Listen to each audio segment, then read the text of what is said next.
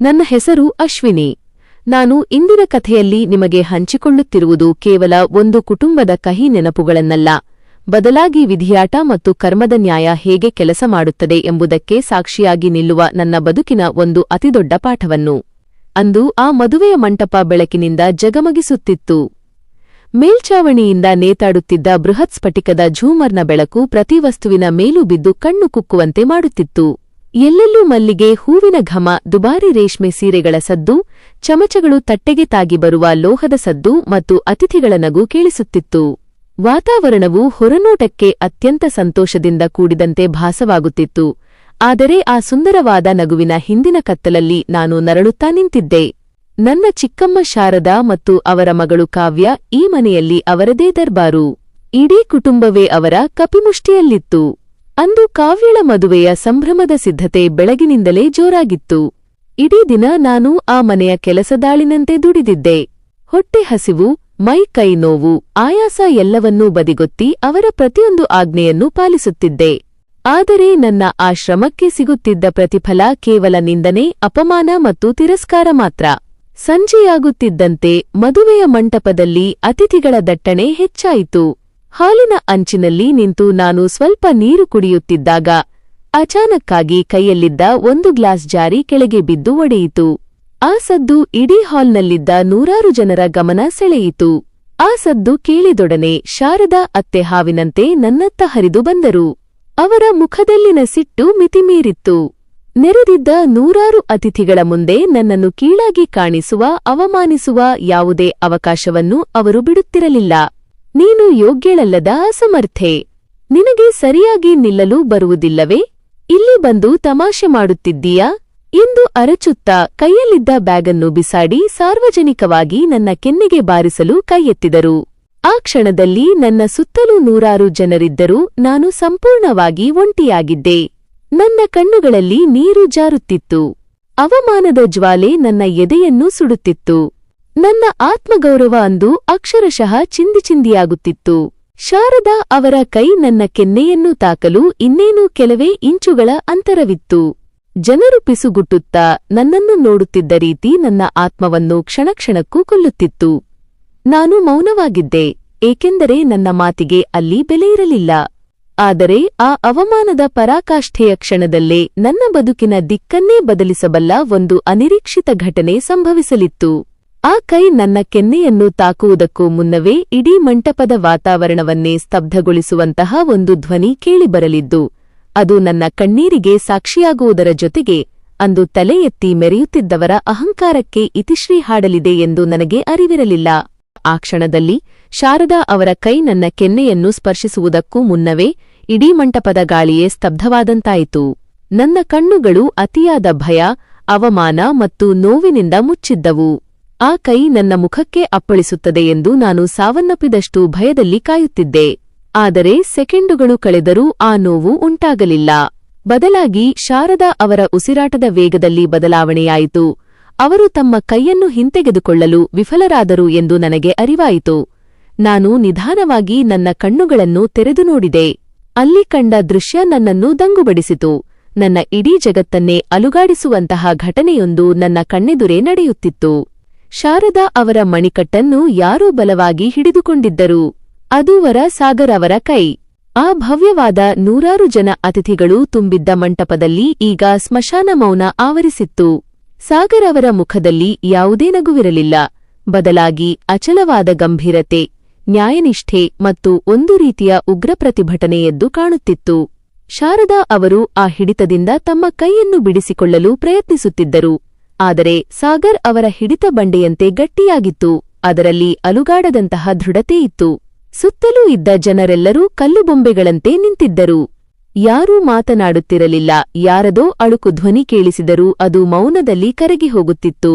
ಸಾಗರ್ ಮೆಲ್ಲನೆ ಶಾರದಾ ಅವರ ಕೈಯನ್ನು ಬಿಟ್ಟು ಅವರನ್ನು ನೇರವಾಗಿ ಕಣ್ಣುಗಳಲ್ಲಿ ನೋಡುತ್ತಾ ಗಂಭೀರವಾಗಿ ಹೇಳಿದರು, ಅತ್ತೆಯವರೇ, ಸಾಕು ಮಾಡಿ. ಮದುವೆಯ ಮಂಟಪವೆಂದರೆ ಸಂಸ್ಕಾರ ಮತ್ತು ಪ್ರೀತಿಯ ತವರು. ಇಲ್ಲಿ ಅಸೂಯೆ ಮತ್ತು ದೌರ್ಜನ್ಯಕ್ಕೆ ಜಾಗವಿಲ್ಲ. ನೀವು ಎತ್ತಿದ ಈ ಕೈ ಕೇವಲ ಅಶ್ವಿನಿಯ ಕೆನ್ನೆಗೆ ಬೀಳುತ್ತಿರುವ ಪೆಟ್ಟಲ್ಲ, ಅದು ಇಡೀ ಸಮಾಜದ ಮರ್ಯಾದೆಗೆ ಬೀಳುತ್ತಿರುವ ಕಳಂಕ.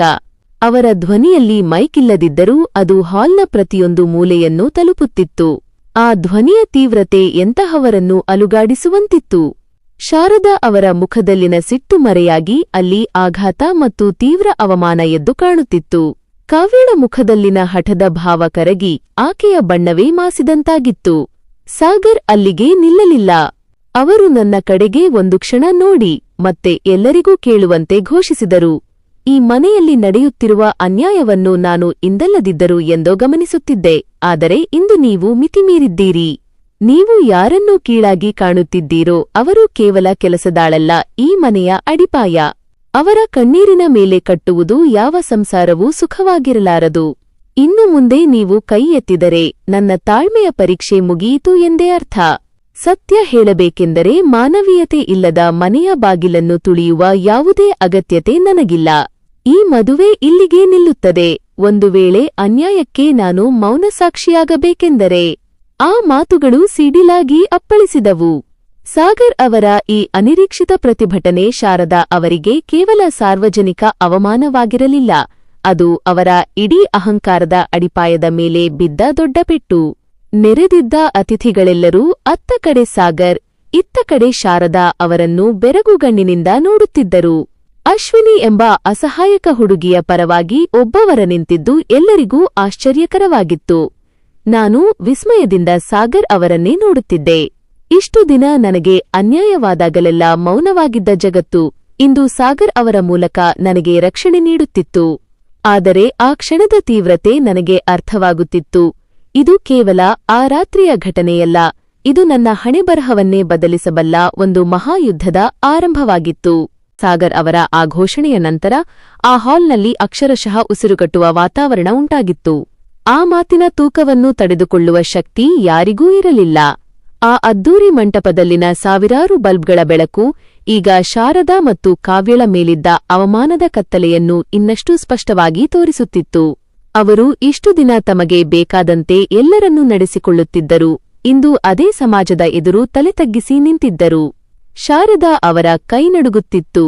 ಅಹಂಕಾರದಿಂದ ಜಗತ್ತನ್ನೇ ಗೆಲ್ಲಬಹುದು ಎಂದುಕೊಂಡಿದ್ದ ಅವರಿಗೆ ಒಬ್ಬವರನ ದಿಟ್ಟತನ ಇಡೀ ಸಾಮ್ರಾಜ್ಯವನ್ನೇ ಧ್ವಂಸಗೊಳಿಸಿತ್ತು. ನೆರೆದಿದ್ದ ಅತಿಥಿಗಳ ಪಿಸುಗುಟ್ಟುವಿಕೆ ಜೋರಾಯಿತು.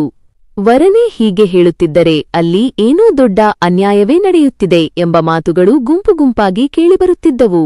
ದೂರದಲ್ಲಿ ನಿಂತಿದ್ದ ಚಿಕ್ಕಪ್ಪ ಮುಜುಗರದಿಂದ ತಲೆ ತಗ್ಗಿಸಿ ನಿಂತಿದ್ದರು. ಅವರ ಮನಸ್ಸಿನಲ್ಲಿ ಸತ್ಯ ಗೊತ್ತಿದ್ದರೂ ಆ ಮನೆಯ ದರ್ಬಾರಿಗೆ ಹೆದರಿ ಇಷ್ಟು ದಿನ ಮೌನವಾಗಿದ್ದರು. ಆದರೆ ಇಂದು ಸಾಗರ್ ಅವರು ಆ ಮೌನವನ್ನು ಮುರಿದಿದ್ದರು. ಕಾವ್ಯಳ ಮುಖದಲ್ಲಿನ ಅಹಂಕಾರದ ಹೊಳಪು ಮಾಯವಾಗಿ ಈಗ ಕೇವಲ ಅಳುಕು ಮತ್ತು ಆತಂಕ ಎದ್ದು ಕಾಣುತ್ತಿತ್ತು. ಅವಳಿಗೆ ತನ್ನ ಮದುವೆ ಮುರಿದು ಬೀಳುತ್ತದೋ ಎಂಬ ಭೀತಿ ಶುರುವಾಗಿತ್ತು. ಅವಳು ಕೆಳಗೆ ನೋಡುತ್ತಾ ನಿಂತಿದ್ದಳು. ಅವಳ ಕಣ್ಣುಗಳು ಅಶ್ವಿನಿಯ ಕಡೆಗೆ ನೋಡಲು ಭಯಪಡುತ್ತಿದ್ದವು. ಸಾಗರ್ ಮೆಲ್ಲನೆ ತನ್ನ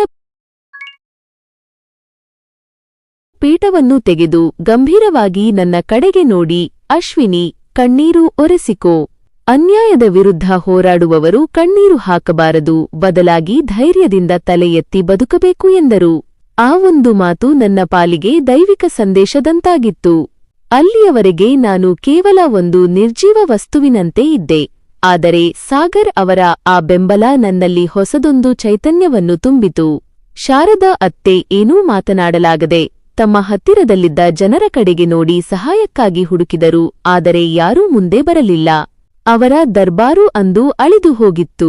ಆದರೆ ಕಥೆ ಅಂದು ಅಲ್ಲಿಗೆ ಮುಗಿಯಲಿಲ್ಲ. ಶಾರದಾ ಮತ್ತು ಕಾವ್ಯಳಿಗೆ ಸಾಗರ್ ಅವರ ಈ ನಡೆಯನ್ನು ಅರಗಿಸಿಕೊಳ್ಳಲು ಸಾಧ್ಯವಾಗುತ್ತಿರಲಿಲ್ಲ. ಅವರು ನನ್ನನ್ನು ಕೇವಲ ಅವಮಾನಿಸುವುದಲ್ಲದೆ ಈಗ ಸಾಗರ್ ಅವರಿಗೂ ನನ್ನ ವಿರುದ್ಧವಾಗಿ ತಿರುಗಿಸಲು ಪ್ರಯತ್ನಿಸುತ್ತಿದ್ದರು. ಇವಳೇ ಎಲ್ಲದಕ್ಕೂ ಕಾರಣ ಎಂಬ ದೃಷ್ಟಿಯಿಂದ ನನ್ನನ್ನು ನೋಡುತ್ತಿದ್ದರು. ಅಂದು ಅವರು ನನ್ನನ್ನು ದ್ವೇಷಿಸುತ್ತಿದ್ದ ಆ ದ್ವೇಷಕ್ಕೆ ಈಗ ಹೊಸದೊಂದು ಅರ್ಥ ಸಿಕ್ಕಿತ್ತು. ಸಾಗರ್ ಅವರು ತೆಗೆದುಕೊಂಡ ಈ ದಿಟ್ಟ ನಿರ್ಧಾರ ನನ್ನ ಪಾಲಿಗೆ ಒಂದು ಹೊಸ ಬದುಕಿನ ಹಾದಿಯನ್ನು ತೋರಿಸಿತ್ತು. ಆದರೆ ಅದೇ ಹಾದಿ ಮುಳ್ಳಿನಿಂದ ಕೂಡಿದೆ ಎಂಬುದು ನನಗೆ ಆಗಲೇ ಅರಿವಾಗುತ್ತಿತ್ತು. ನನ್ನನ್ನು ರಕ್ಷಿಸಿದ ಸಾಗರ್ ಅವರನ್ನು ನಾನು ಯಾವ ದೃಷ್ಟಿಯಲ್ಲಿ ನೋಡಬೇಕು ಮತ್ತು ಮುಂದೆ ನನ್ನ ಬದುಕು ಯಾವ ದಿಕ್ಕಿನಲ್ಲಿ ಸಾಗಲಿದೆ? ಆ ಮದುವೆಯ ಮಂಟಪದ ಕೋಲಾಹಲದಲ್ಲಿ ನನ್ನ ಮನಸ್ಸಿನಲ್ಲಿ ಸಾವಿರಾರು ಪ್ರಶ್ನೆಗಳು ಸುಳಿದಾಡುತ್ತಿದ್ದವು. ಆ ಮಂಟಪದಲ್ಲಿ ಆವರಿಸಿದ್ದ ಸ್ತಬ್ಧತೆಯನ್ನು ಕೇವಲ ಆಯೋಜಕರು ಮತ್ತು ಚಿಕ್ಕಪ್ಪನ ಪಿಸುಮಾತುಗಳು ಮಾತ್ರ ಭಂಗಗೊಳಿಸುತ್ತಿದ್ದವು. ಸಾಗರ್ ಅವರ ಆ ದಿಟ್ಟ ನುಡಿಗಳಿಗೆ ಶಾರದಾ ಅತ್ತೆ ನೇರವಾಗಿ ಉತ್ತರ ನೀಡಲಾಗದೆ ಒಳಗೆ ಉರಿಯುತ್ತಿರುವ ಬೆಂಕಿಯನ್ನು ಕಣ್ಣುಗಳಲ್ಲಿ ಹೊತ್ತುಕೊಂಡು ನಿಂತಿದ್ದರು. ಅವರ ಆ ಮೌನ ಬಿರುಗಾಳಿ ಬೀಸುವ ಮುನ್ನದ ಪ್ರಶಾಂತತೆಯಂತೆ ಭಯಾನಕವಾಗಿತ್ತು. ಕಾವ್ಯಳಂತೂ ತನ್ನ ಮದುವೆಯ ಮುಹೂರ್ತದ ಆತುರದಲ್ಲಿದ್ದರೂ ವರನಾಗಿ ಬಂದವನೇ ತನ್ನ ತಾಯಿಯ ವಿರುದ್ಧ ನಿಂತಿದ್ದು ಆಕೆಗೆ ನುಂಗಲಾರದ ತುತ್ತಾಗಿತ್ತು. ಅವಳು ನನ್ನತ್ತ ನೋಡುತ್ತಿದ್ದ ರೀತಿ ನಾನು ಅಂದು ಅರಿಯದ ಅಪಾಯದ ಸುಳಿವನ್ನು ನೀಡುತ್ತಿತ್ತು. ನಾನು ಸಾಗರ್ ಅವರ ಆ ಬೆಂಬಲದಿಂದ ತಲೆ ಎತ್ತಿ ನಿಂತಿದ್ದರೂ ಆ ಮನೆಯವರ ಕಣ್ಣುಗಳಲ್ಲಿನ ದ್ವೇಷ ನನ್ನ ಎದೆಯನ್ನು ನಡುಗಿಸುತ್ತಿತ್ತು. ಚಿಕ್ಕಪ್ಪ ಮೆಲ್ಲನೆ ಸಾಗರ್ ಅವರ ಹತ್ತಿರ ಬಂದು ಏನೋ ಹೇಳಲು ಪ್ರಯತ್ನಿಸಿದರು. ಸಾಗರ್, ದಯವಿಟ್ಟು ವಿಷಯವನ್ನು ಇಲ್ಲಿಗೇ ಮುಗಿಸಿ. ಇದು ಮದುವೆ ಮನೆ, ಜನರು ಏನು ಅಂದುಕೊಂಡಾರು ಎಂದು ವಿನಂತಿಸಿದರು. ಆ ಮಾತಿನಲ್ಲಿ ಕಾಳಜಿಗಿಂತ ಹೆಚ್ಚಾಗಿ ಸಮಾಜಕ್ಕೆ ಹೆದರುವ ಪೊಳ್ಳು ಪ್ರತಿಷ್ಠೆ ಎದ್ದು ಕಾಣುತ್ತಿತ್ತು. ಸಾಗರ್ ಅವರು ನಗುತ್ತಲೇ, ಚಿಕ್ಕಪ್ಪನವರೇ, ಸಮಾಜಕ್ಕಿಂತ ಮಿಗಿಲಾದದ್ದು ಮಾನವೀಯತೆ. ಅನ್ಯಾಯವನ್ನು ಸಹಿಸಿಕೊಂಡು ಮದುವೆಯಾಗುವ ಬದಲು ಅನ್ಯಾಯದ ವಿರುದ್ಧ ನಿಂತು ಬದುಕುವುದು ಹೆಚ್ಚು ಶ್ರೇಷ್ಠ ಎಂದರು. ಅವರ ಆ ಉತ್ತರ ಆ ಮನೆಯವರ ಅಹಂಕಾರದ ಮುಖವಾಡವನ್ನು ಸೀಳಿಹಾಕಿತ್ತು. ಶಾರದಾ ಅತ್ತೆ ಇದ್ದಕ್ಕಿದ್ದಂತೆ ಚೇತರಿಸಿಕೊಂಡವರಂತೆ ಅತಿಥಿಗಳ ಕಡೆಗೆ ತಿರುಗಿ, ಇದು ನಮ್ಮ ಮನೆಯ ಆಂತರಿಕ ವಿಷಯ, ದಯವಿಟ್ಟು ಎಲ್ಲರೂ ಊಟದ ಕಡೆ ಗಮನ ಕೊಡಿ ಎಂದು ವಿನಂತಿಸಿದರು. ಆದರೆ ಅವರ ಧ್ವನಿಯಲ್ಲಿನ ನಡುಕ ಅವರ ಸೋಲನ್ನೂ ಸ್ಪಷ್ಟವಾಗಿ ಸಾರುತ್ತಿತ್ತು. ಅತಿಥಿಗಳು ಕುತೂಹಲದಿಂದ ಒಬ್ಬರ ಮುಖವನ್ನೊಬ್ಬರು ನೋಡುತ್ತಾ ಊಟದ ಕಡೆ ಸಾಗಿದರು. ಮಂಟಪದ ಜನಜಂಗುಳಿ ಕಡಿಮೆಯಾದಂತೆ ನನ್ನ ಮೇಲಿನ ಶಾರದಾ ಅವರ ದೃಷ್ಟಿ ಇನ್ನಷ್ಟು ತೀಕ್ಷ್ಣವಾಯಿತು. ಅವರು ನನ್ನ ಬಳಿ ಬಂದು ಅತಿ ಕಡಿಮೆ ಧ್ವನಿಯಲ್ಲಿ, ಅಶ್ವಿನಿ, ಇಂದು ನೀನು ಗೆದ್ದಿರಬಹುದು ಎಂದುಕೊಂಡಿರಬಹುದು, ಆದರೆ ಈ ಮನೆಗೆ ನೀನು ಬಂದು ಸೇರಿದ ದಿನದಿಂದ ಅನುಭವಿಸುತ್ತಿರುವ ನರಕವನ್ನು ಇನ್ನು ಮುಂದೆ 100 ಪಟ್ಟು ಅನುಭವಿಸುವಂತೆ ಮಾಡುತ್ತೇನೆ ಎಂದು ಶಪಿಸಿದರು. ಆ ಮಾತಿನ ತೀವ್ರತೆ ನನ್ನ ಮೈಯನ್ನು ಜುಮ್ಮೆನ್ನಿಸುವಂತೆ ಮಾಡಿತು. ಸಾಗರ್ ನನ್ನ ಪರವಾಗಿದ್ದರೂ ಅವರು ಯಾವಾಗಲೂ ನನ್ನ ಜೊತೆ ಇರಲು ಸಾಧ್ಯವಿಲ್ಲ. ನನ್ನನ್ನು ರಕ್ಷಿಸಿದ ಸಾಗರ್ ಅವರ ಈ ನಡೆಯು ನನ್ನನ್ನು ಶಾರದಾ ಮತ್ತು ಕಾವ್ಯಳ ಪಾಲಿಗೆ ಖಾಯಂ ಶತ್ರುವನ್ನಾಗಿ ಮಾಡಿತ್ತು. ನನ್ನ ಅಸಹಾಯಕತೆ ಈಗ ಹಗೆತನವಾಗಿ ಬದಲಾಗಿತ್ತು. ಮದುವೆಯ ಮಂಟಪದ ಆ ಕೋಲಾಹಲದಲ್ಲಿ ಸಾಗರ್ ಅವರು ಆ ಕ್ಷಣದಲ್ಲಿ ನನ್ನ ಪಾಲಿಗೆ ದೇವದೂತನಂತೆ ಬಂದಿದ್ದರೂ ಅವರು ಹೊರಟು ಹೋದ ನಂತರ ನನ್ನ ಪಾಡೇನು ಎಂಬ ಆತಂಕ ನನ್ನನ್ನು ಕಾಡುತ್ತಿತ್ತು. ಕತ್ತಲೆಯಾಗುತ್ತಿತ್ತು. ಮದುವೆಯ ಸಂಭ್ರಮದ ಹಿಂದಿನ ಕ್ರೂರ ಸತ್ಯಗಳು ಒಂದೊಂದಾಗಿ ಹೊರಬರಲು ಕಾಯುತ್ತಿದ್ದವು. ಆ ಅತ್ತೆಯ ಮಾತುಗಳು ನನ್ನ ಕಿವಿಗಳಲ್ಲಿ ಪ್ರತಿಧ್ವನಿಸುತ್ತಲೇ ಇದ್ದವು. ಅವರು ಹೊರಟು ಹೋದ ನಂತರ ನಾನು ಕಂಬವೊಂದರ ಮರೆಯಲ್ಲಿ ನಿಂತು ನಡುಗುತ್ತಿದ್ದೆ. ಇನ್ನು ಮುಂದೆ 100 ಪಟ್ಟು ನರಕ ಅನುಭವಿಸುವಂತೆ ಮಾಡುತ್ತೇನೆ ಎಂಬ ಅವರ ಮಾತು ಕೇವಲ ಬೆದರಿಕೆಯಾಗಿರಲಿಲ್ಲ, ಅದು ನನ್ನ ಬದುಕಿನ ಮೇಲೆ ಇಡಲಾದ ಒಂದು ಕರಾಳ ಮುದ್ರೆ. ಮದುವೆಯ ಸಿದ್ಧತೆಗಳು ಮತ್ತೆ ಪ್ರಾರಂಭವಾಗಿದ್ದವು, ಆದರೆ ಆ ವಾತಾವರಣದಲ್ಲಿ ಯಾವುದೋ ಒಂದು ಅಪಶಕುನ ಆವರಿಸಿದಂತಾಗಿತ್ತು. ಅತಿಥಿಗಳು ತಿಂಡಿ ತಿನ್ನುತ್ತಿದ್ದ ಸದ್ದು, ನಗು ಎಲ್ಲವೂ ನನಗೆ ಈಗ ಅಸಹ್ಯವಾಗಿ ಕಾಣುತ್ತಿತ್ತು. ಅಷ್ಟರಲ್ಲಿ ಸಾಗರ್ ಅವರು ಆ ಕಡೆ ಬಂದರು. ಅವರ ಮುಖದಲ್ಲಿನ ಗಂಭೀರತೆ ಇನ್ನೂ ಮಾಸಿರಲಿಲ್ಲ. ನಾನು ಅವರನ್ನು ಕಂಡೊಡನೆ ನನ್ನ ಕಣ್ಣೀರು ಮತ್ತೆ ಜಾರಿತು. ಅವರು ನನ್ನ ಹತ್ತಿರ ಬಂದು ನಿಧಾನವಾಗಿ ನನ್ನ ಕಣ್ಣೀರು ಒರೆಸುತ್ತಾ, ಅಶ್ವಿನಿ, ಅಳಬೇಡ. ಇನ್ನು ಮುಂದೆ ನಿನಗೆ ಈ ಮನೆ ನರಕವಾಗಲು ನಾನು ಬಿಡುವುದಿಲ್ಲ. ನಿನ್ನನ್ನು ರಕ್ಷಿಸುವುದು ನನ್ನ ಜವಾಬ್ದಾರಿ ಎಂದು ನಾನು ಅಂದುಕೊಂಡಿದ್ದೇನೆ. ಆದರೆ ಇದಕ್ಕಾಗಿ ನೀನು ಒಂದು ದೊಡ್ಡ ನಿರ್ಧಾರ ತೆಗೆದುಕೊಳ್ಳಬೇಕು ಎಂದರು.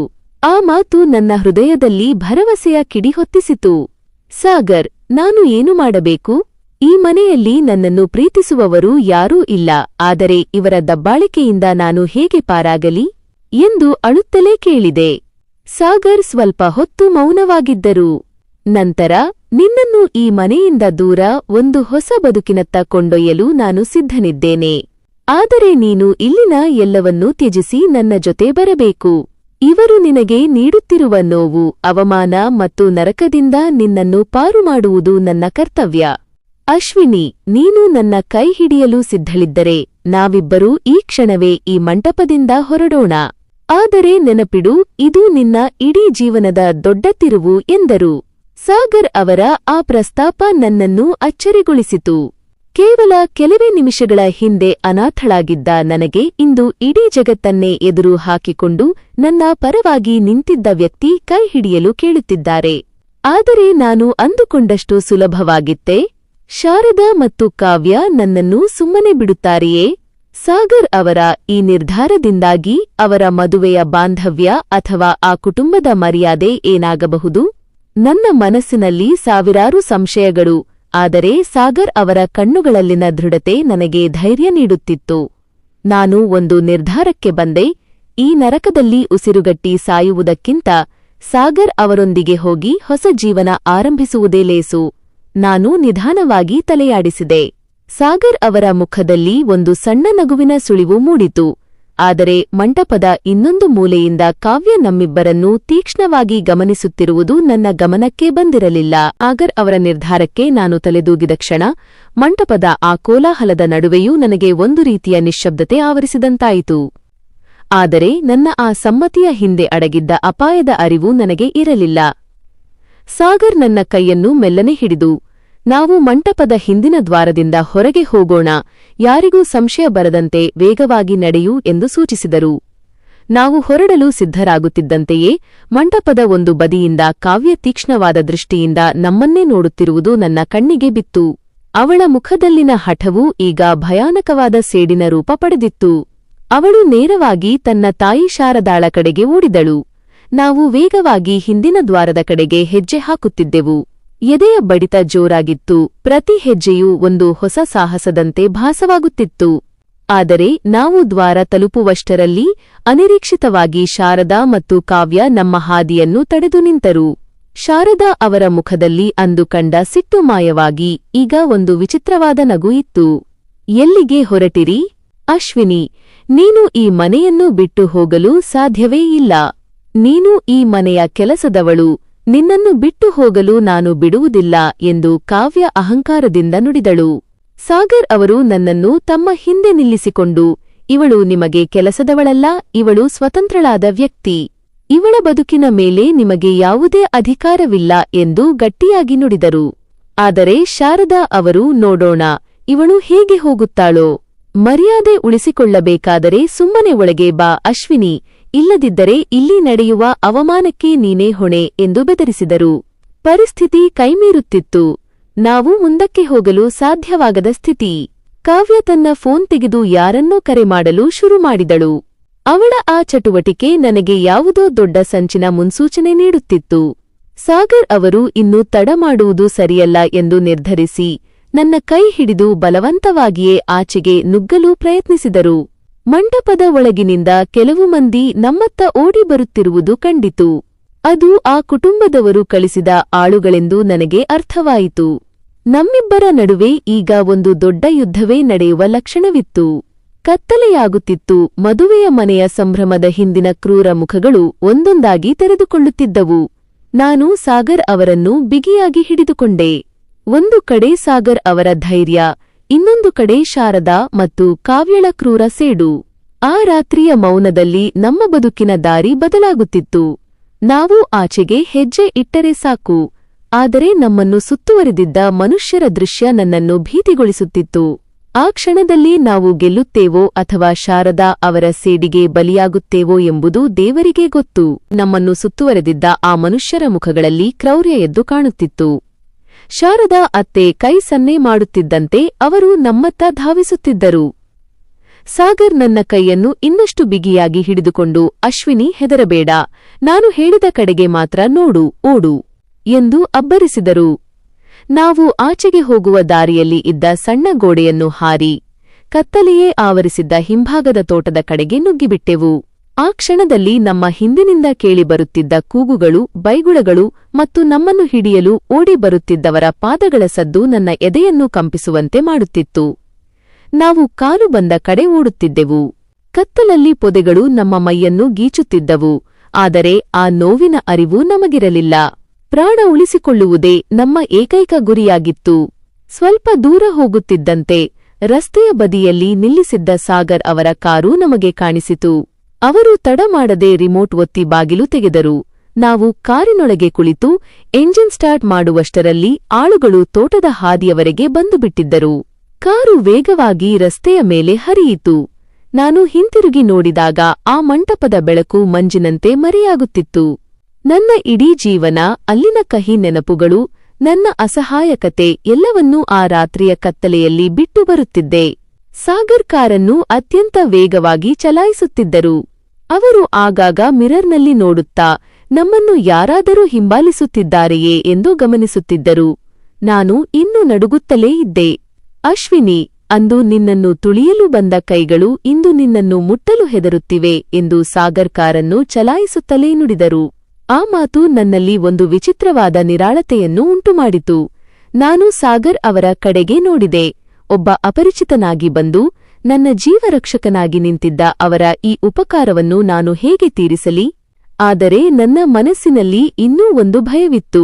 ಶಾರದಾ ಮತ್ತು ಕಾವ್ಯ ಇಷ್ಟು ಸುಲಭವಾಗಿ ಬಿಟ್ಟುಕೊಡುವವರಲ್ಲ.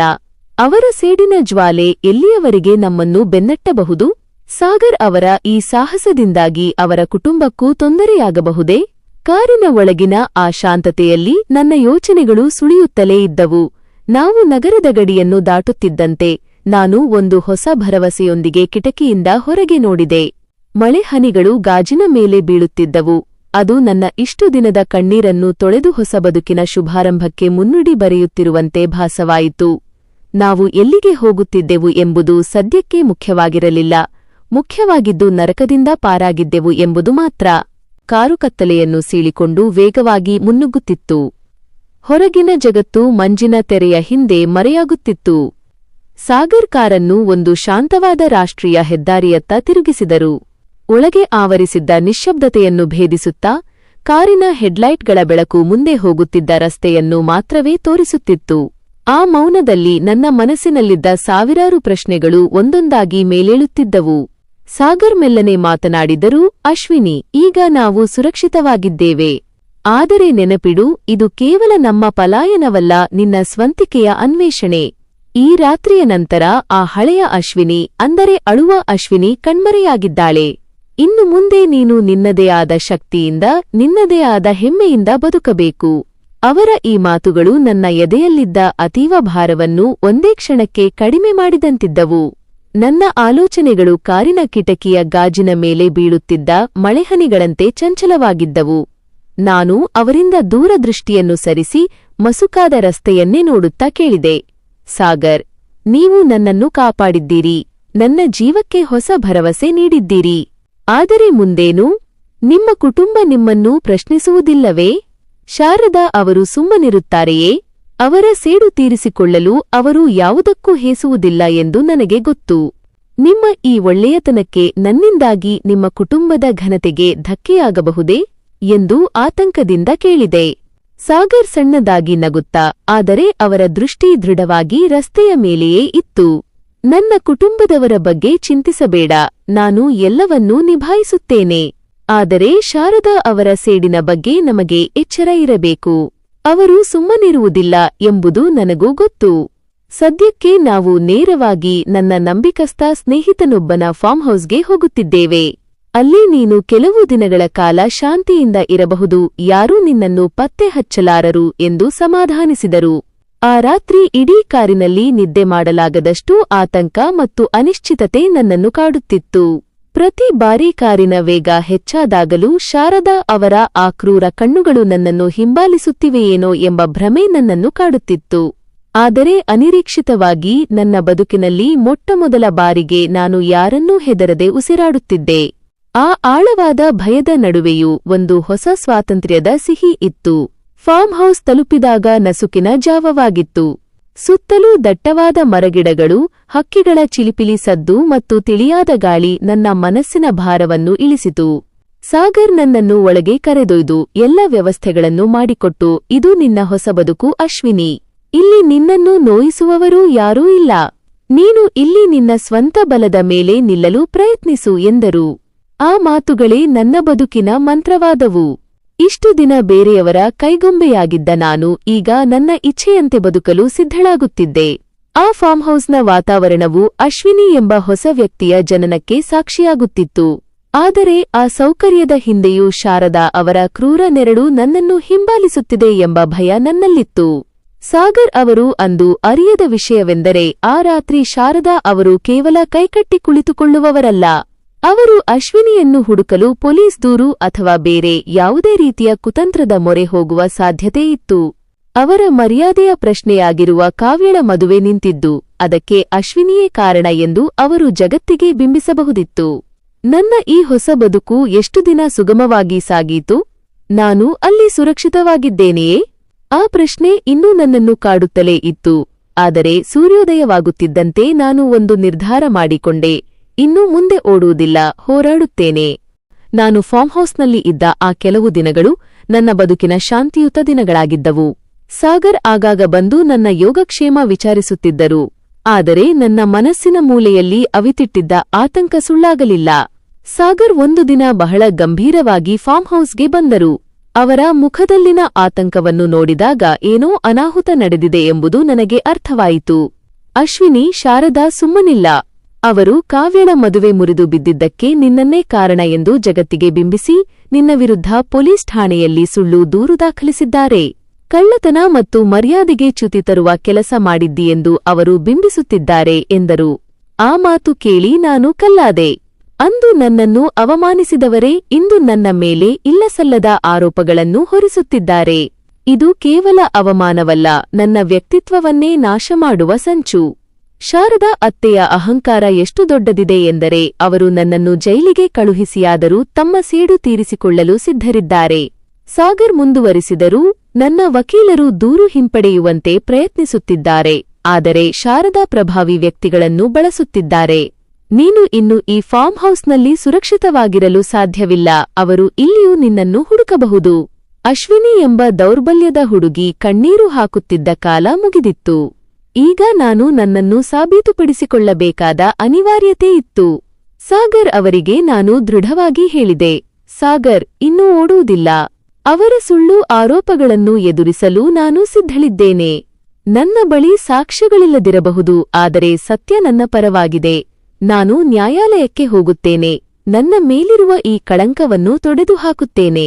ಸಾಗರ್ ನನ್ನ ದಿಟ್ಟತನವನ್ನು ನೋಡಿ ಆಶ್ಚರ್ಯಪಟ್ಟರು. ಆದರೆ ಅವರ ಕಣ್ಣುಗಳಲ್ಲಿ ನನಗೆ ಬೆಂಬಲದ ಹೊಳಪಿನ ಜೊತೆಗೆ ಒಂದು ಸಣ್ಣ ಭಯವೂ ಇತ್ತು. ಅದೇ ಸಮಯದಲ್ಲಿ ಶಾರದಾ ಅವರ ಆಳುಗಳು ಫಾರ್ಮ್ ಹೌಸ್ನ ಸುತ್ತಮುತ್ತ ಕಾಣಿಸಿಕೊಂಡಿದ್ದಾರೆ ಎಂಬ ವಿಷಯ ತಿಳಿದುಬಂತು. ಅವರು ನಮ್ಮನ್ನು ಕೇವಲ ಹುಡುಕುತ್ತಿರಲಿಲ್ಲ, ನಮಗೆ ಹಾನಿ ಮಾಡಲು ಹವಣಿಸುತ್ತಿದ್ದರು. ನಾವು ಅಂದು ರಾತ್ರಿಯೇ ಅಲ್ಲಿಂದ ಹೊರಡುವ ನಿರ್ಧಾರ ಮಾಡಿದೆವು. ಈ ಬಾರಿ ನಮ್ಮ ಪಲಾಯನವಲ್ಲ, ನಮ್ಮ ಹೋರಾಟದ ಪಯಣ ಆರಂಭವಾಗುತ್ತಿತ್ತು. ಕತ್ತಲೆಯ ಆ ರಾತ್ರಿಯಲ್ಲಿ ನಾನು ನನ್ನನ್ನು ಸಜ್ಜುಗೊಳಿಸುತ್ತಿದ್ದೆ. ಶಾರದಾ ಅವರ ಸಾಮ್ರಾಜ್ಯವನ್ನು ಬುಡಮೇಲು ಮಾಡಲು ನನ್ನ ಬಳಿಯಿದ್ದ ಒಂದೇ ಆಯುಧವೆಂದರೆ ಅದು ನನ್ನ ಸತ್ಯ. ನೂರಾರು ಜನರ ಎದುರು ಅವಮಾನಿತಳಾಗಿದ್ದ ಅದೇ ಮಂಟಪಕ್ಕೆ ಇನ್ನು ಮುಂದೆ ನಾನು ತಲೆ ಎತ್ತಿ ಮರಳಬೇಕೆಂದು ಮನಸ್ಸಿನಲ್ಲಿ ನಿರ್ಧರಿಸಿದೆ. ನಾವು ಆ ರಾತ್ರಿಯೇ ಫಾರ್ಮ್ ಹೌಸ್ ಬಿಟ್ಟು ಹೊರಟೆವು. ಶಾರದಾ ಅವರ ಆಳುಗಳ ಕಣ್ಣು ತಪ್ಪಿಸಿ ನಾವು ನಗರವನ್ನು ತಲುಪಿದೆವು. ನಾನು ನ್ಯಾಯಾಲಯದ ಮೆಟ್ಟಿಲೇರಲು ನಿರ್ಧರಿಸಿದ್ದೆ. ಅಲ್ಲಿ ನನಗೆ ಗೊತ್ತಿಲ್ಲದ ಒಂದು ಅಚ್ಚರಿ ಕಾದಿತ್ತು. ಸಾಗರ್ ಅವರು ಸುಮ್ಮನೆ ಕುಳಿತುಕೊಳ್ಳುವವರಲ್ಲ ಎಂದು ನನಗೆ ಆಗಲೇ ಅರ್ಥವಾಗಿತ್ತು. ಅವರು ಕೇವಲ ನನ್ನನ್ನು ರಕ್ಷಿಸಲಿಲ್ಲ, ಅಂದು ಮದುವೆಯ ಮಂಟಪದಲ್ಲಿ ನಡೆದ ಅವಮಾನದ ಕ್ಷಣಗಳ ವಿಡಿಯೋ ರೆಕಾರ್ಡಿಂಗ್ ಅನ್ನು ಕಲೆಹಾಕಿದ್ದರು. ಅಷ್ಟೇ ಅಲ್ಲ, ಶಾರದಾ ಅವರು ನನ್ನ ಮೇಲೆ ಒತ್ತಾಯ ಹೇರುತ್ತಿದ್ದ ಆಡಿಯೋ ರೆಕಾರ್ಡಿಂಗ್ಗಳನ್ನು ನನ್ನ ವಕೀಲರಿಗೆ ತಲುಪಿಸಿದ್ದರು. ಸತ್ಯದ ದಾರಿ ಸಿಕ್ಕಿತ್ತು. ನ್ಯಾಯಾಲಯದಲ್ಲಿ ವಿಚಾರಣೆ ನಡೆಯಿತು. ಶಾರದಾ ಮತ್ತು ಕಾವ್ಯ ತಲೆ ಎತ್ತಿ ನಿಂತಿದ್ದರು. ತಮ್ಮ ಸುಳ್ಳು ದೂರುಗಳಿಂದ ನನ್ನನ್ನು ಜೈಲಿಗೆ ಕಳುಹಿಸಬಹುದು ಎಂಬ ವಿಶ್ವಾಸದಲ್ಲಿದ್ದರು. ಆದರೆ ಸಾಗರ್ ತಂದ ಸಾಕ್ಷ್ಯಗಳನ್ನು ನ್ಯಾಯಾಧೀಶರು ಪರಿಶೀಲಿಸುತ್ತಿದ್ದಂತೆ ಶಾರದಾ ಅವರ ಮುಖದ ಬಣ್ಣ ಬದಲಾಗುತ್ತಾ ಹೋಯಿತು. ಆ ವಿಡಿಯೋದಲ್ಲಿ ಅವರು ನನ್ನ ಮೇಲೆ ಮಾಡಿದ ದೌರ್ಜನ್ಯ ಮತ್ತು ಅಂದು ಅವರು ನೀಡಿದ ಬೆದರಿಕೆಗಳು ಸ್ಪಷ್ಟವಾಗಿ ಕೇಳಿಸುತ್ತಿದ್ದವು. ಸಮಾಜದ ಎದುರು ಅಹಂಕಾರದಿಂದ ಮೆರೆಯುತ್ತಿದ್ದ ಶಾರದಾ ಅತ್ತೆ ಇಂದು ನ್ಯಾಯಾಲಯದ ಕಟಕಟೆಯ ಮುಂದೆ ನಿಂತು ಸತ್ಯಕ್ಕೆ ತಲೆಬಾಗಬೇಕಾಯಿತು. ನ್ಯಾಯಾಲಯವು ನನ್ನ ಮೇಲಿನ ಎಲ್ಲಾ ಆರೋಪಗಳನ್ನು ವಜಾಗೊಳಿಸಿತು. ಅಷ್ಟೇ ಅಲ್ಲ, ಶಾರದಾ ಅವರ ಸುಳ್ಳು ದೂರಿನ ವಿರುದ್ಧ ಕ್ರಮ ಕೈಗೊಳ್ಳಲು ಆದೇಶಿಸಿತು. ಆ ಕ್ಷಣದಲ್ಲಿ ಶಾರದಾ ಅವರ ಮುಖದಲ್ಲಿ ಇದ್ದಿದ್ದು ಅಹಂಕಾರವಲ್ಲ, ಸೋಲಿನ ಕರಾಳತೆ. ಅವರು ಅಂದು ನನ್ನ ಕೆನ್ನೆಗೆ ಬಾರಿಸಲು ಕೈಯೆತ್ತಿದ್ದರು. ಇಂದು ಅವರ ಕರ್ಮವೇ ಅವರನ್ನೇ ಕೆಳಕ್ಕೆ ತಳ್ಳಿತು. ಅಂದು ಮದುವೆಯ ಮಂಟಪದಲ್ಲಿ ನೂರಾರು ಜನರ ಎದುರು ನಾನು ಅವಮಾನಿತಳಾಗಿದ್ದೆ. ಇಂದು ಅದೇ ಮಂದಿಯ ಎದುರು ನಾನು ಗೌರವದಿಂದ ತಲೆ ಎತ್ತಿ ನಿಂತಿದ್ದೆ. ನ್ಯಾಯ ಗೆದ್ದಿತ್ತು, ನನ್ನ ಮೇಲಿದ್ದ ಕಳಂಕ ಅಳಿಸಿಹೋಗಿತ್ತು. ನಂತರದ ದಿನಗಳಲ್ಲಿ ಶಾರದಾ ಅವರ ಅಹಂಕಾರದ ಕೋಟೆ ಸಂಪೂರ್ಣವಾಗಿ ಧ್ವಂಸವಾಯಿತು. ಕಾವ್ಯಳ ಮದುವೆ ಮುರಿದು ಬಿದ್ದದ್ದರಿಂದ ಅವರಿಗೆ ಸಮಾಜದಲ್ಲಿ ಸಿಗುತ್ತಿದ್ದ ಮನ್ನಣೆ ಕರಗಿಹೋಗಿತ್ತು. ಆದರೆ ನಾನು ಅಶ್ವಿನಿ ಯಾರ ಮೇಲೂ ಸೇಡು ತೀರಿಸಿಕೊಳ್ಳಲು ಹೋಗಲಿಲ್ಲ. ಬದಲಾಗಿ ನನ್ನ ಬದುಕನ್ನು ನಾನು ಹೊಸದಾಗಿ ಕಟ್ಟಿಕೊಂಡೆ. ಸಾಗರ್ ನನ್ನ ಬದುಕಿನ ಭಾಗವಾದರು. ನಾವು ಮದುವೆಯಾದೆವು, ಆದರೆ ಈ ಬಾರಿ ಯಾವುದೇ ಅದ್ದೂರಿ ಮಂಟಪದ ಅವಶ್ಯಕತೆಯಿರಲಿಲ್ಲ. ಬದಲಾಗಿ ನಂಬಿಕೆ ಮತ್ತು ಪರಸ್ಪರ ಗೌರವದ ಅಡಿಪಾಯದ ಮೇಲೆ ನಮ್ಮ ಸಂಸಾರ ಆರಂಭವಾಯಿತು. ಕಥೆ ಇಲ್ಲಿಗೆ ಮುಗಿಯುವುದಿಲ್ಲ. ನನ್ನ ಬದುಕು ಇಲ್ಲಿಂದಲೇ ಆರಂಭವಾಗಿತ್ತು. ಕಷ್ಟಗಳು ಬಂದಾಗ ಎದೆಗುಂದಬಾರದು. ಸತ್ಯದ ಹಾದಿಯಲ್ಲಿ ಸಾಗಿದರೆ ಕರ್ಮವೇ ನಮಗೆ ನ್ಯಾಯ ಕೊಡಿಸುತ್ತದೆ ಎಂಬುದಕ್ಕೆ ನಾನೇ ಸಾಕ್ಷಿ. ಸ್ನೇಹಿತರೆ, ಅಶ್ವಿನಿ ಮತ್ತು ಸಾಗರ್ ಅವರ ಕಥೆ ಇಲ್ಲಿಗೆ ಮುಗಿಯಿತು. ಆದರೆ ಈ ಕಥೆಯ ಮೂಲಕ ನಾನು ನಿಮ್ಮೊಂದಿಗೆ ಹಂಚಿಕೊಳ್ಳಬೇಕಾದ ಕೆಲವು ವಿಚಾರಗಳಿವೆ. ಇಂದಿನ ಯುವ ಪೀಳಿಗೆಯಲ್ಲಿ ನಾವೆಲ್ಲರೂ ಒಂದು ವಿಷಯವನ್ನು ಮರೆತಿದ್ದೇವೆ, ಅದು ಬದುಕಿನ ಜವಾಬ್ದಾರಿ. ಅಶ್ವಿನಿ ಅಂದು ತಾನು ಅನಾಥಳು, ಅಸಹಾಯಕಳು ಎಂದು ಕೈಕಟ್ಟಿ ಕುಳಿತಿದ್ದರೆ ಅವಳ ಬದುಕು ಆ ಮಂಟಪದಲ್ಲೇ ಕೊನೆಯಾಗಿರುತ್ತಿತ್ತು. ಇಂದಿನ ಯುವಜನತೆ ಕಷ್ಟಗಳು ಬಂದಾಗ ತಕ್ಷಣವೇ ನೊಂದುಕೊಳ್ಳುತ್ತಾರೆ. ತಮ್ಮ ಬದುಕನ್ನು ಬೇರೆಯವರ ಕೈಯಲ್ಲಿ ಇಟ್ಟುಬಿಡುತ್ತಾರೆ ಅಥವಾ ಸಾಮಾಜಿಕ ಒತ್ತಡಕ್ಕೆ ಹೆದರಿ ತಮ್ಮ ಕನಸುಗಳನ್ನು ಸಾಯಿಸಿಕೊಳ್ಳುತ್ತಾರೆ. ನೆನಪಿಡಿ, ನೀವು ಯಾರನ್ನೋ ಮೆಚ್ಚಿಸಲು ಅಥವಾ ಸಮಾಜದ ಕಣ್ಣಿಗೆ ಸರಿ ಕಾಣಲು ಹುಟ್ಟಿಲ್ಲ. ಶಾರದಾ ಅತ್ತೆಯಂತಹ ವ್ಯಕ್ತಿಗಳು ಪ್ರತಿಯೊಬ್ಬರ ಜೀವನದಲ್ಲೂ ಇರುತ್ತಾರೆ. ನಮ್ಮನ್ನು ಕೀಳಾಗಿ ಕಾಣುವವರು, ನಮ್ಮ ದೌರ್ಬಲ್ಯಗಳನ್ನೇ ಬಂಡವಾಳ ಮಾಡಿಕೊಳ್ಳುವವರು. ಆದರೆ ಅಂತಹವರ ಮುಂದೆ ತಲೆಬಾಗುವುದು ಅಥವಾ ಹತಾಶರಾಗಿ ಕುಳಿತುಕೊಳ್ಳುವುದು ಪರಿಹಾರವಲ್ಲ. ನಮ್ಮ ಬದುಕಿನ ಚುಕ್ಕಾಣಿ ಬೇರೆಯವರ ಕೈಯಲ್ಲಿ ಇರಬಾರದು. ಸವಾಲುಗಳು ಎದುರಾದಾಗ ಯಾಕೆ ನನ್ನ ಬದುಕಿನಲ್ಲಿ ಹೀಗಾಯಿತು ಎಂದು ಕೊರಗುವುದಕ್ಕಿಂತ ಈ ಪರಿಸ್ಥಿತಿಯನ್ನು ನಾನು ಹೇಗೆ ಬದಲಾಯಿಸಿಕೊಳ್ಳಲಿ ಎಂದು ಯೋಚಿಸುವ ಮನಸ್ಥಿತಿ, ಮೈಂಡ್ಸೆಟ್ ಪ್ರತಿಯೊಬ್ಬ ಯುವಕ ಯುವತಿಯರಲ್ಲಿ ಮೂಡಬೇಕು. ಅಶ್ವಿನಿ ತನ್ನ ನ್ಯಾಯಕ್ಕಾಗಿ ಹೋರಾಡಿದ್ದು ಕೇವಲ ಅವಳ ಅಹಂಕಾರಕ್ಕಾಗಿ ಅಲ್ಲ, ತನ್ನ ಸ್ವಂತಿಕೆ ಮತ್ತು ಗೌರವವನ್ನು ಉಳಿಸಿಕೊಳ್ಳಲು. ಆಕೆ ತನ್ನ ದೌರ್ಬಲ್ಯವನ್ನೇ ತನ್ನ ಶಕ್ತಿಯನ್ನಾಗಿ ಪರಿವರ್ತಿಸಿಕೊಂಡಳು. ಹಾಗೆಯೇ ನಿಮ್ಮ ಬದುಕಿನಲ್ಲಿ ಬರುವ ವಿಘ್ನಗಳನ್ನು ನಿಮ್ಮ ಗೆಲುವಿಗೆ ಮೆಟ್ಟಿಲನ್ನಾಗಿ ಮಾಡಿಕೊಳ್ಳಿ. ಕಷ್ಟಗಳು ನಿಮ್ಮನ್ನು ಮುರಿಯಲು ಬರುವುದಿಲ್ಲ, ನಿಮ್ಮಲ್ಲಿನ ಗುಪ್ತ ಶಕ್ತಿಯನ್ನು ಹೊರತೆಗೆಯಲು ಬರುತ್ತವೆ. ನಾನು ಫಾರ್ಮಸಿಸ್ಟ್ ಮಾಮ್ ಆಗಿ ದಿನನಿತ್ಯದ 100 ಪಾತ್ರಗಳನ್ನು ನಿರ್ವಹಿಸುತ್ತಾ ಬದುಕಿನ ಈ ಮೌಲ್ಯಗಳನ್ನು ನಿಮ್ಮೊಂದಿಗೆ ಹಂಚಿಕೊಳ್ಳುತ್ತಿದ್ದೇನೆ. ನಮ್ಮ ಈ ಚಾನೆಲ್ ಕೇವಲ ಕಥೆಗಳನ್ನು ಹೇಳುವ ವೇದಿಕೆಯಲ್ಲ, ಇದು ನಮ್ಮ ಬದುಕಿನ ದಾರಿಗಳನ್ನು ಹುಡುಕುವ, ನಮ್ಮಲ್ಲಿನ ಆತ್ಮವಿಶ್ವಾಸವನ್ನು ಹೆಚ್ಚಿಸುವ ಒಂದು ಚಿಕ್ಕ ಪ್ರಯತ್ನ. ನಿಮಗೂ ಇಂತಹ ಸವಾಲುಗಳು ಎದುರಾದಾಗ ಅಶ್ವಿನಿಯಂತೆ ದಿಟ್ಟರಾಗಿರಿ. ನಾವು ಹೇಳುವ ಇಂತಹ ಪ್ರತಿಯೊಂದು ಕಥೆಯಲ್ಲೂ ಬದುಕಿನ ಸತ್ಯಗಳಿವೆ. ಈ ಕಥೆ ನಿಮಗೆ ಇಷ್ಟವಾಗಿದ್ದರೆ ದಯವಿಟ್ಟು ಲೈಕ್ ಮಾಡಿ, ನಿಮ್ಮ ಸ್ನೇಹಿತರೊಂದಿಗೆ ಶೇರ್ ಮಾಡಿ ಮತ್ತು ಇಂತಹ ಮತ್ತಷ್ಟು ಅರ್ಥಪೂರ್ಣ ಕಥೆಗಳನ್ನು ಕೇಳಲು ನಮ್ಮ ಫಾರ್ಮಸಿಸ್ಟ್ ಮಾಮ್ ಚಾನೆಲ್ ಅನ್ನು ತಪ್ಪದೇ ಸಬ್ಸ್ಕ್ರೈಬ್ ಮಾಡಿಕೊಳ್ಳಿ. ನಿಮ್ಮ ಸಬ್ಸ್ಕ್ರಿಪ್ಷನ್ ನಮ್ಮ ಈ ಪಯಣಕ್ಕೆ ದೊಡ್ಡ ಬೆಂಬಲ ನೀಡುತ್ತದೆ. ಮುಂದಿನ ಕಥೆಯೊಂದಿಗೆ ಮತ್ತೆ ಸಿಗೋಣ. ನೆನಪಿಡಿ, ಬದುಕು ಎಂದರೆ ಅನ್ಯಾಯವನ್ನು ಸಹಿಸಿಕೊಳ್ಳುವುದಲ್ಲ, ಅದನ್ನು ಎದುರಿಸಿ ನಿಲ್ಲುವ ಸಾಹಸ. ಅಲ್ಲಿಯವರೆಗೆ ಧೈರ್ಯದಿಂದಿರಿ, ಸತ್ಯದ ಹಾದಿಯಲ್ಲಿ ಸಾಗಿ. ಧನ್ಯವಾದಗಳು.